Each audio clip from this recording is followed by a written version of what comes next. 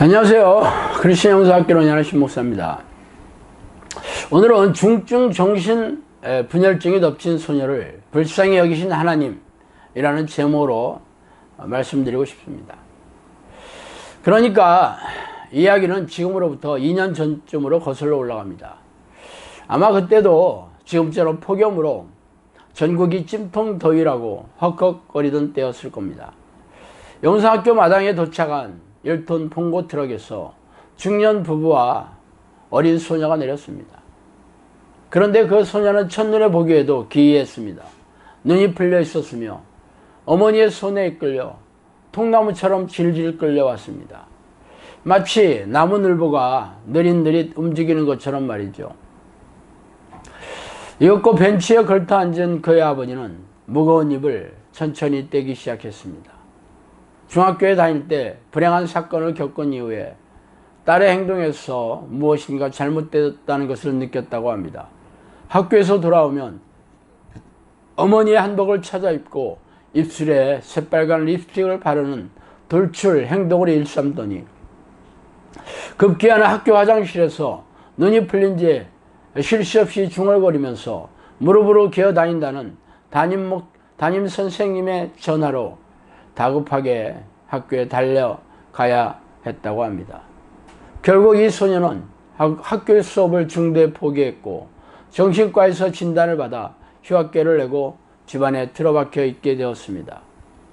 이 부모는 딸의 문제가 귀신이 잠복한 것이라는 결론을 내고 귀신을 쫓아내준다는 축사자를 찾아 전국의 기도원을 뒤지고 다니기 시작했습니다. 그러나 우연히 인천의 어느 기도원에서 만난 집사님에게 영상학교 소식을 듣게 되었죠. 그리고는 한 걸음에 영상학교에 달려오게 되었습니다. 이 소녀의 증세는 전형적인 중증 정신분열 증세입니다. 말하자면 자기 정신이 없는 상태이죠. 정신과에서 정신분열증이라고 불리는 증상은 환청과 환각이 기본입니다. 그래서 상담을 통해 약을 처방하고 있죠. 그러나 자기 정신이 없는 경우에는 상담 자체가 불가능합니다. 그래서 정신병원에서는 폐쇄병 등에 격리시키는 일 이외에는 딱히 뾰족한 수가 없어요. 저는 모든 정신질환이 기도의 수행이라고 주장하고 있습니다. 물론 의사들이나 목사들조차 제가 정신 나간 소리를 하고 있다고 말하고 있지만 말이죠. 그러나 아시다시피 정신질환이라는 것은 완치가 거의 되지 않죠. 호전과 악화를 반복하고 있습니다. 정신과에서 처방하는 항우울성 약물은 뇌 활동성을 둔화시킵니다. 그래서 이 약물을 장기간 복용하면 무기력해지고 기억력이 떨어지면서 점점 바보가 되어갑니다. 어쨌든 저의 주장을 증명하려면 축출 기도로서 정신질환을 말끔하게 치유해야 할 것입니다. 저는 영상학교 사역을 시작하면서 모든 정신질환과 상당수의 고질병이 귀신의 수행이라고 주장해 왔습니다. 그래서 지금까지 1000명이 넘는 사람들이 저를 찾아왔었습니다. 저는 그들에게 기도 훈련을 받는 조건으로 문제를 해결해 주겠다고 제안을 했으며 이 제안을 받아들여 기도 훈련을 성실하게 임한 사람들은 대부분 문제가 해결되었으면 물론입니다. 그래서 요즘도 이런저런 정신질환과 고질병으로 문의 전화가 자주 오는 것도 사실입니다. 그러나 제가 요구하는 기도 훈련을 받아들이는 사람은 생각보다 많지 않습니다. 그냥 머리에 손을 얹고 기도만 해주면 안 되겠냐는 제안이 대부분이죠. 그러나 저는 이런 지하에 거절하고 있습니다. 영상학교에 설립 목적은 기도의 일꾼을 세우고 귀신과 싸워 이기는 정의용사를 양육하는 곳이기 때문입니다. 만약 제가 안수기도로서 질병을 치유하는 사역을 했다면 지금쯤 자가용 기사를 두은 최신형 벤츠를 폼나게 타고 다니지 않겠습니까? 짐작했겠지만 이 소녀는 제가 지금까지 본 정신분열 환자 중에서 최악이었어요. 이 소녀는 자기 정신이 전혀 없는 것은 물론이고 운동신경까지 점령당해서 슬로우 비디오를 보는 것 같은 착각을 일으켰습니다. 밥을 먹을 때도 장시간 걸렸죠. 심지어는 밥을 먹다가도 필름이 끊기는 일이 허다하였어요. 말하자면 음식을 먹다가 정신이 끊겨서 얼음처럼 꼼짝 않고 굳어지는 경우이죠. 이런 경우는 곁에서 흔들어 주어야 정신이 돌아오곤 했습니다. 어쨌든 대화가 전혀 통하지 않고 행동까지 통제가 되지 않는 그야말로 기가 막힌 상황이었어요. 이 소녀가 기도 훈련을 받을 수 있는 상태가 되지 않았기에 저도 할 게 별로 없었어요. 그래서 저는 이 부모들이 영성학교에 기도 훈련을 하겠다는 조건을 받아들인다면 뭐 어떻게든 해보겠다는 옹색한 제안을 했죠. 뭐 그렇게 매주 이 소녀의 가족들은 1톤 봉고차를 타고 영성학교에 오가기 시작했습니다.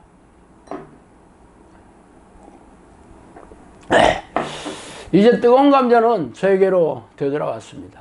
그동안 제가 완전히 자기 정신이 없는 정신분열 환자를 축출기도로서 회복시킨 사건은 뭐 두세 차례 있었지만 뭐 그때는 영성학교의 기도훈련이 아니라 대전 원룸에서 성령으로부터 훈련을 받아가며 이런저런 통로로 기도를 요청한 사람들에게 축출기도에 전념하고 있었을 때였습니다.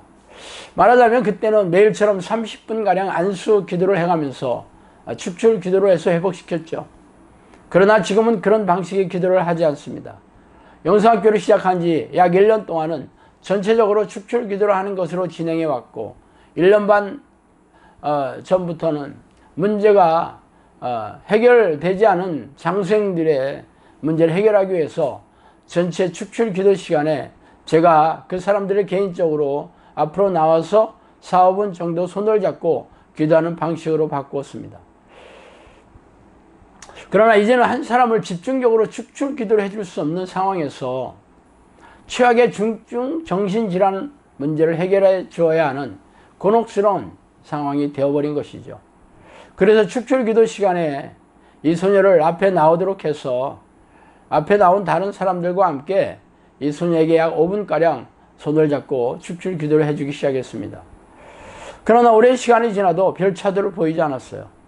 그렇게 시간은 빠르게 흘러갔고 저도 이 문제에 대한 부담이 쌓이기 시작했으며 많은 사람들의 시선이 저의 등에 꽂히는 것을 느낄 수밖에 없었습니다. 약 1년 동안 다른 사람들처럼 기도 훈련을 시켰지만 말이 통하지 않았기에 그저 기계적으로 기도하게 시켰을 뿐이에요. 그래서 제가 이 소녀에게 축출기도를 해주는 것을 중단하고 부모에게 기도 훈련을 집중적으로 시키기 시작했습니다. 이 소녀가 귀신이 잠복하게 된 근본적인 이유는 가정이 귀신들의 인큐베이터가 되었기 때문입니다. 이 어머니는 어린 시절부터 부정적인 생각에 사로잡혀 살아왔으며 시집을 오고 나서도 남편과의 의견 차이나 갈등으로 부정적인 생각에 사로잡혀 살아왔어요. 남편 역시 고집이 세고 아내의 의견을 무시하는 전형적인 가부장적인 모습으로 가정을 이루어왔던 것입니다. 이런 가정에서는 이 소녀가 회복이 되어도 귀신이 다시 잠복할 수밖에 없는 상황이었어요. 그래서 저는 이 부모에게 집중적인 기도 훈련을 시작했으며 서너 달부터는 부부 코칭을 제안하여 기도를 하고 저와 싸운 훈련을 면밀하게 체크하기 시작했습니다. 그러자 철옹성 같았던 이 소녀가 완연한 회복세를 보이기 시작했습니다. 정신이 깜빡깜빡하며 회복되었다가 다시 이전 상태를 되돌아가기 반복하기 시작했어요. 그러나 불사 정신이 되돌아왔을 때의 상태는 무광처럼 사납고 불순종하는 페르나의 모습을 보이는 게 아닙니까? 말하자면 정신은 회복되었지만 사악한 귀신에게 점령당한 그 모습 그 자체였어요. 그러나 저는 이에 아랑곳하지 않고 부모를 상대로 기도훈련에 박차를 가했습니다. 그렇게 또 몇 개월이 지나갔어요. 그러자 이제 비로소 예전에 온순하고 순종적인 딸의 모습으로 돌아오고 있습니다. 할렐루야. 이제는 약 2년 동안 뒤떨어진 학습 진도를 걱정하며 수학 문제를 푸는 보통의 고등학생으로 되돌아갔고 집에서는 부모를 도와 식사를 준비하며 동생을 돌보는 딸의 모습으로 되돌아가고 있습니다. 물론 아직 가야 할 길은 멀죠. 진맥만으로 병을 진단하는 영성학교 동역자이자 강남에서 잘 나가는 한의사분의 진단에 의하면 예전보다 머릿속에 희뿌연한 상태는 가셨지만 여전히 중심에 시커먼 덩어리가 보인다고 합니다. 이제 겨우 한 7-80% 회복된 거라는 진단이었죠. 이처럼 아직 갈 길이 멀었지만 2년 전에 암울했던 상태와 비교하면 하늘과 땅 차이가 아닙니까? 앞으로 지금의 기도 훈련을 잘 유지하면 완전한 회복과 탁월한 지혜를 갖는 날도 오게 될 것입니다. 이렇게 놀라운 능력과 엄청난 은혜를 부어주신 하나님께 영광과 찬송과 감사를 드리며 오늘 강의를 마치겠습니다. 감사합니다. 안녕히 계십시오.